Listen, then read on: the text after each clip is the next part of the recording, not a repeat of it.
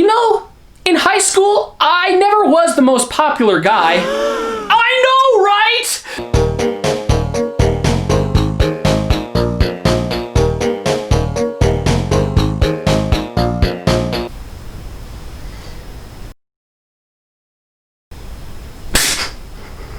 Why am I doing this? Getting ready to play Drake and Josh on Game Boy Advance? Well, clearly, because I don't have the right game capturing equipment to play Drake and Josh on Nintendo DS. But why was this game even made? Did the Zoe 101 game just leave players begging for more? Was the Unfabulous game a huge letdown? Or did they think, well over a decade after this game came out, I'd come around?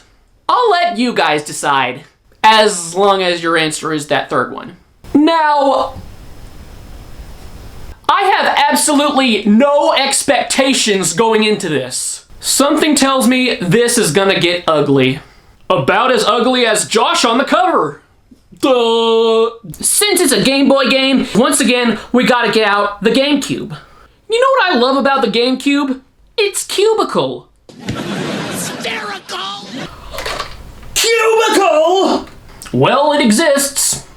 In level 1, Drake is late to class and we gotta sneak him in there. Yep, it's a stealth game. Think of it as Metal Gear, only if Snake was a cute 16-year-old guitarist with perfect hair and Otacon was a nerdy, uncool, cowardly loser. Otacon would be the same.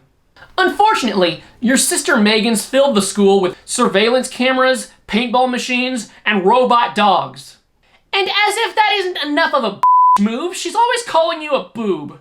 Well, she calls Drake a boob. She calls Josh Boober. I'm not Boober! Maybe Moki, but not Boober. Each room is filled with about 6 hall monitors. What kind of god-awful extracurricular activity system does this school have? There's hall monitors in the halls, hall monitors in the gym, hall monitors in the classrooms. Does that make them classroom monitors? I think they already have those. They're called teachers. And what's the point of monitoring them when there's no students? Yup, there's no students in any of the classrooms. Drake just walked into the girls' bathroom. That's definitely the girls' room. I accidentally went in the girls' room in 3rd grade, and everybody thought I was cool. Drake does it in high school on purpose, and, well, he was already pretty cool. What kind of high school is this? There's locker rooms, like literally rooms with just lockers, and there's classrooms with lockers. There's football players on the volleyball court and several pool tables. Did your school have pool tables?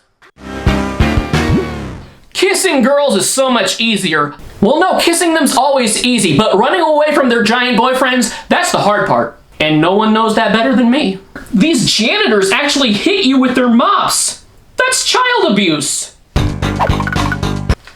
Whoa, just take it easy, man. Drake can use his guitar to attract cute red-headed girls who will open doors for him, distract monitors for him. He can even get them to stand on switches for him and then leave her there supposedly forever. If that's what cute girls will do for guitar players, sign me up for lessons. So far, I'm actually a little surprised. I didn't think it would be this good. I mean, it's not very good, but I was expecting absolutely nothing. Then we get to Josh. Whereas Drake's levels rely on stealth, Josh's rely on puzzle solving. A lot of puzzle solving. Pretty complex for a Nickelodeon game. And the worst part is you're timed. If you mess up, you have to pause and restart the room. But the timer remains the same.